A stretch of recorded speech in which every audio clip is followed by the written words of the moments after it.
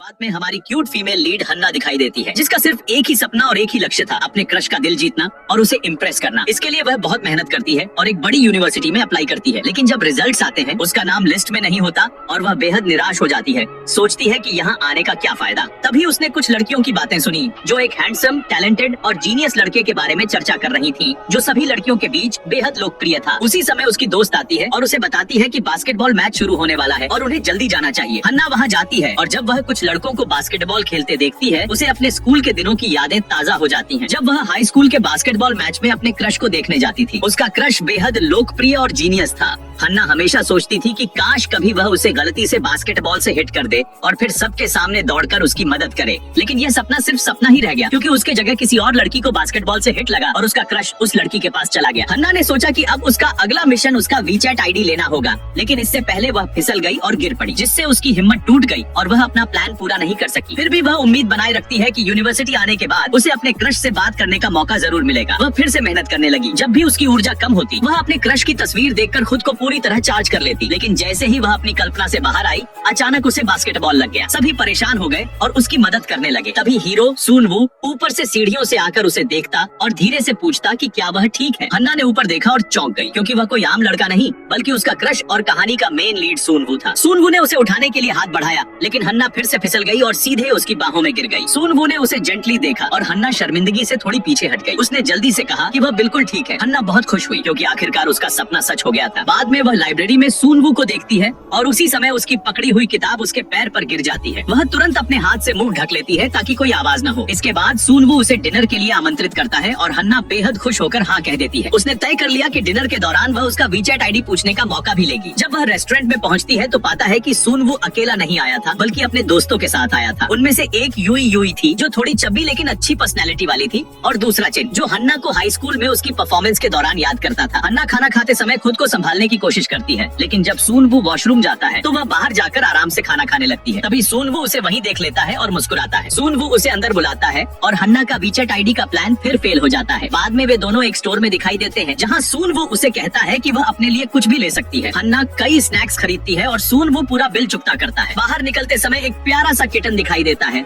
और सूनवू हन्ना के सिर पर हल्का सा थपथपाता है। हन्ना का एक्सप्रेशन बहुत खास होता है और वह उसके इस साइड को देखकर खुश हो जाती है। इसके बाद वह उसे उसके डॉर्म तक छोड़ता है और खरीदे गए स्नैक्स देते हुए कहता है कि वह आज सही से नहीं खा पाई, इसलिए इन्हें अपने पास रखे। फिर वह चला जाता है और हन्ना फिर भी वीचैट आईडी पूछने की हिम्मत नहीं कर पाती। खुद को संभाल नहीं पाकर हन्ना सीधे सूनवू की क्लास में चली जाती है। टीचर चौंक कर कहता है कि उसने उसे पहले कभी नहीं देखा। कंप्यूटिंग से जुड़े सवाल पूछे जाते हैं और हन्ना बिल्कुल फ्रीज हो जाती है। टीचर गुस्से में कहता है कि अगर वह इस क्लास की है तो क्यों जवाब नहीं देती। हन्ना बेहद नर्वस हो जाती है। तब सूनवू खड़ा होकर सारे सवालों के जवाब देता है। हन्ना अपने क्रश को देखकर बेहद खुश हुई। उसने कल्पना की कि वह उसके पास आया, उसे धीरे से गले लगाया और कहा, डोंट वरी, मैं यहाँ हूँ। लेकिन तभी किसी ने उसे उसके ख्यालों से बाहर खींच दिया और हन्ना फिर से अपने क्रश के सामने शर्मिंदा हो गई। क्लास खत्म होने के बाद सूनवू उसके पास आया और पूछा कि वह यहाँ क्या कर रही थी, क्योंकि यह उसकी क्लास भी नहीं थी। हन्ना ने जवाब दिया कि उसे कंप्यूटिंग बहुत पसंद है और इसलिए वह यहाँ सीखने आई है। इसी मौके पर हन्ना ने आखिरकार उससे उसका वीचैट आईडी मांग लिया। सूनवू ने उसे दे दिया, लेकिन कहा कि अनावश्यक मैसेज मत करना, सिर्फ जरूरी होने पर ही मैसेज करना। इसके बावजूद हन्ना बहुत खुश हुई।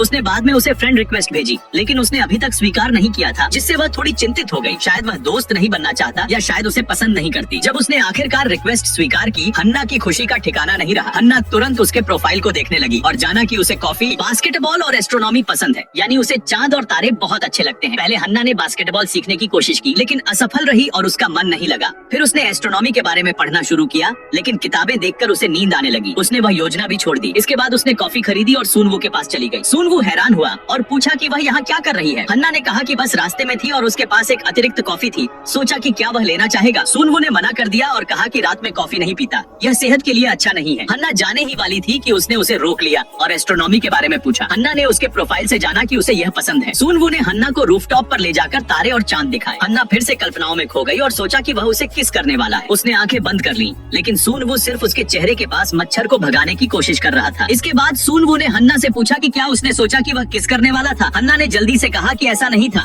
वह सिर्फ अपनी कल्पनाओं में खोई थी। बाद में उनके दोस्त शॉन उन्हें देखकर पूछते हैं कि क्या उन्होंने दी हुई टास्क पूरी की। उनकी ग्रुप एक आगामी इवेंट के लिए फोटोग्राफर की तैयारी कर रही थी। उन्होंने सोचा कि हन्ना फोटोग्राफी जानती है क्योंकि वह जर्नलिज्म पढ़ती है, लेकिन हन्ना ने अभी वह क्लासेस नहीं ली थी। फिर भी वह अपने क्रश को इम्प्रेस करने के लिए तुरंत हाँ कह देती है और कहती है कि फोटोग्राफी करना मुश्किल नहीं है, वह कर लेगी। हन्ना के पास कैमरा नहीं था और ऑफिस ने उसे कैमरा देने से मना कर दिया क्योंकि उसने कोई क्लास नहीं ली थी, इसलिए उसने खुद जाकर कैमरा खरीद लिया। इम्प्रेस करने के लिए उसने सोचा कि अपने रूममेट मिंजी से मदद मांगे, जो बेहद सुंदर और सब कुछ में परफेक्ट थी। लेकिन हन्ना ने मन बदल लिया और मदद नहीं मांगी। इवेंट में फोटोज क्लिक करते समय सून वू ने जैसे हन्ना को विंक किया, जिससे हन्ना चौंक गई, लेकिन वह असल में अपने दोस्त को विंक कर रहा था। सून वू ने हन्ना को बस बाहर निकाला और बताया कि इवेंट अच्छा गया। सभी दोस्त साथ में सेलिब्रेट करने गए। हन्ना ने सोचा कि अगर वह थोड़ी नशे में हो जाए शायद उसका क्रश उसे उसके कमरे तक ले जाएगा, लेकिन सून वू ने उसे और पीने से रोका और पूछा कि वह क्या कर रही है। हन्ना ने नहीं सुना तो उसने सख्त नजर डाली और हन्ना ने जल्दी से अपना हाथ वापस खींच लिया। इसके बाद उसने अन्य दोस्तों से कहा कि वह हन्ना की जगह पिएगा। जब दोस्तों ने ड्रिंकिंग कंपटीशन शुरू किया, हन्ना ने तुरंत सून वू का हाथ पकड़ लिया और उसके साथ भाग गई। इस छोटे से इशारे ने हन्ना को सून वू से और भी ज्यादा प्यार करने पर मजबूर कर दिया। वह चलते हुए उसके साये को देखती है और हाथ पकड़ने की कोशिश करती है। सून वू हैरान होता है और पूछता है कि वह क्या करने की कोशिश कर रही है। हन्ना घबराकर कहती है कि कुछ नहीं। फिर उसने देखा कि डॉर्म की आंटी ने दरवाजा लॉक कर दिया है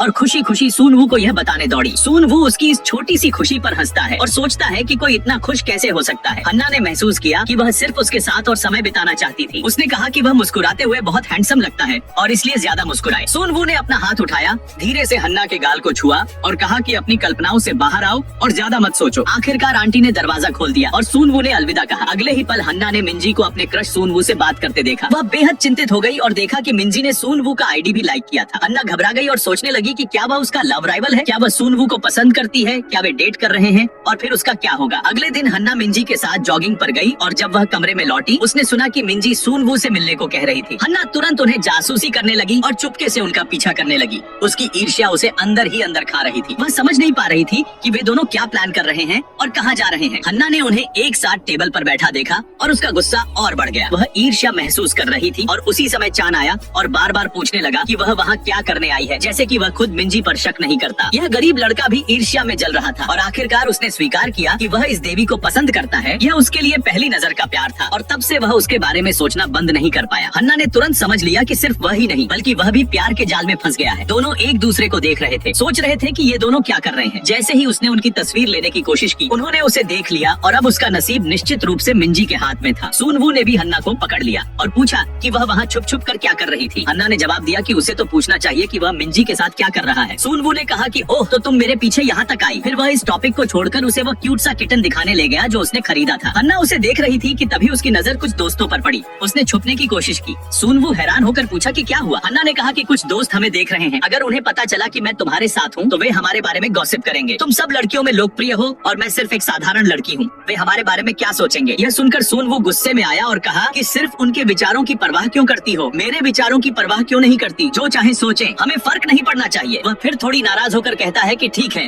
अगर तुम दूरी रखना चाहती हो तो मैं भी दूरी रखूंगा। हन्ना ने उसे समझाने की पूरी कोशिश की लेकिन वह नहीं सुन रहा था। अब स्कूल में एक इवेंट होने वाला था और उन्हें उसके लिए एक पार्टनर की जरूरत थी। हन्ना ने तुरंत पूछा कि क्या वह उसका पार्टनर बनेगा। शुरू में सून वू ने मना किया, लेकिन जब उसने देखा कि वह कितनी अपसेट है तो जल्दी से हाँ कर दिया और कहा कि ठीक है, मैं तुम्हारा पार्टनर बनूंगा। यह सुनकर हन्ना बेहद खुश हुई। वह पार्टी के लिए बहुत उत्साहित थी और डांस की प्रैक्टिस भी करने लगी। उसने कल्पना की कि उस रात वह आखिरकार अपने दिल की बात उसे बताएगी। हन्ना ने सोचा कि वह हाई स्कूल से ही उसका क्रश रही है और शायद सून वू भी अपने दिल की बात कह देगा। यह सब सोचकर उसका रोमांटिक मूड बन गया। लेकिन जब उसने अपना वजन चेक किया तो देखा कि थोड़ा बढ़ गया है। वह तुरंत व्यायाम करने लगी क्योंकि वह पार्टी में सबसे खूबसूरत दिखना चाहती थी। उसने उसी दिन से डाइट भी शुरू कर दी। आखिरकार पार्टी का दिन आ गया। वह सून वू के पास दौड़ी और पूछा कि क्या उसने पार्टी के लिए कुछ तैयारी की है। सून वू हैरान हुआ और कहा कि मुझे क्या तैयारी करनी थी, बस समय पर आओ, नहीं तो मैं खुद किसी और को पार्टनर चुन लूंगा। हन्ना भी समय पर जाने के लिए तैयार हो गई, लेकिन तभी उसकी दोस्त आई और पूछने लगी कि क्या उसने लाइब्रेरी की सारी किताबें लौटाई हैं। उसने चेतावनी दी कि समय पर वापस न करने पर मार्क्स कटेंगे। हन्ना चिंतित हो गई और सभी किताबें लेकर लाइब्रेरी दौड़ी। वहाँ स्टाफ ने बताया कि एक किताब गायब है। वह घबरा गई और सोचने लगी कि उसने इसे कहाँ रखा होगा। उसने थोड़ा अतिरिक्त समय मांगा लेकिन उन्हें मना कर दिया गया और कहा कि शाम तक किताब वापस करनी होगी। हन्ना दौड़कर अपने कमरे गई और हर जगह खोजा लेकिन वह नहीं मिली। उसने लाइब्रेरियन के पास जाकर और समय मांगा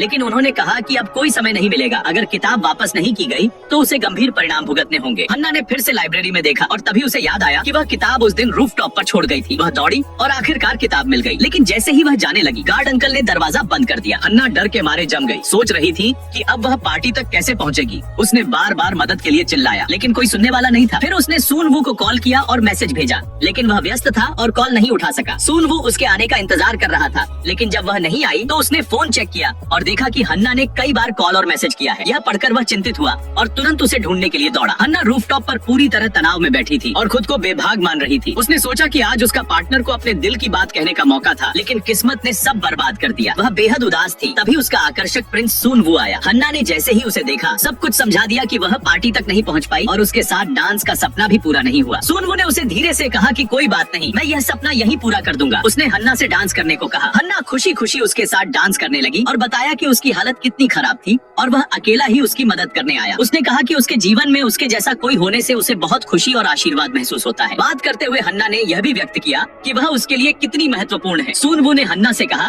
कि वह उसे सिर्फ दोस्त के रूप में देखता है। यह सुनकर हन्ना का दिल टूट गया और वह डांस करना भी रोक बैठी।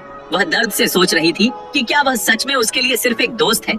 अगले दिन क्लास में जब उसने सून वू को देखा तो हैरानी हुई कि वह आर्ट क्लासेस में भी शामिल हो गया था। यह सोचकर वह थोड़ी खुश हुई कि कम से कम वह उसे दोस्त मानता है और इसका मतलब था कि उसे उसके साथ कुछ समय बिताने का मौका मिलेगा। टीचर ने पर्यावरण पर एक प्रोजेक्ट का ऐलान किया और सभी को अपने पार्टनर चुनने को कहा। हन्ना सोचने लगी कि क्या वह सून वू से अपने पार्टनर बनने के लिए पूछे, लेकिन उससे पहले ही सून वू ने कहा कि वह उसका पार्टनर बनेगा। यह सुनकर हन्ना चौंक गई। अगले दिन हन्ना फिल्म शूटिंग के लिए सुंदर तैयार होकर जल्दी लोकेशन पर पहुंची और साथ में कई सामान भी लाई। सून वू ने उसका बैग उठाकर उसकी मदद की। जब वह फोटो क्लिक कर रही थी, सून वू ने उसे मुस्कुराते हुए देखा। प्यास लगने पर हन्ना ने तुरंत बैग से पानी की बोतल निकाली और गर्व से उसे देते हुए कहा कि देखो मैं पहले से तैयार हूँ। इसके बाद हन्ना ने कुछ प्यारे से शरारती अंदाज दिखाए ताकि वह उसे प्रभावित कर सके और उसे देखकर सून वू भी मुस्कुराया। लेकिन जब एक आंटी ने उसे घूरा तो हन्ना शर्मिंदा हो गई और पास में चुपचाप बैठ गई। शूटिंग पूरी होने के बाद वे दोनों साथ में बैठकर खाना खाने लगे। हन्ना ने बहुत सारा अतिरिक्त खाना लाया था और सून वू ने उसका मजाक उड़ाते हुए पूछा कि क्या वह जिराफ है। यह सुनकर हन्ना फिर से शर्मिंदा हो गई। तबीयत अचानक बारिश होने लगी और दोनों पास के छायादार स्थान पर भागे। सून वू ने अपनी जैकेट उतारकर हन्ना पर डाल दी। हन्ना बहुत खुश हुई और उसने मन ही मन कामना की कि बारिश कभी रुके नहीं ताकि वह और सून वू साथ में समय बिता सकें। फिर सून वू उसके पास झुककर उसके होठों से चॉकलेट को धीरे से पोंछता है। हन्ना को यह पल और भी पसंद आया और उसने मन ही मन सोचा कि काश यह बारिश हमेशा बनी रहे और वह अपना पूरा जीवन सिर्फ सून वू के साथ खड़े होकर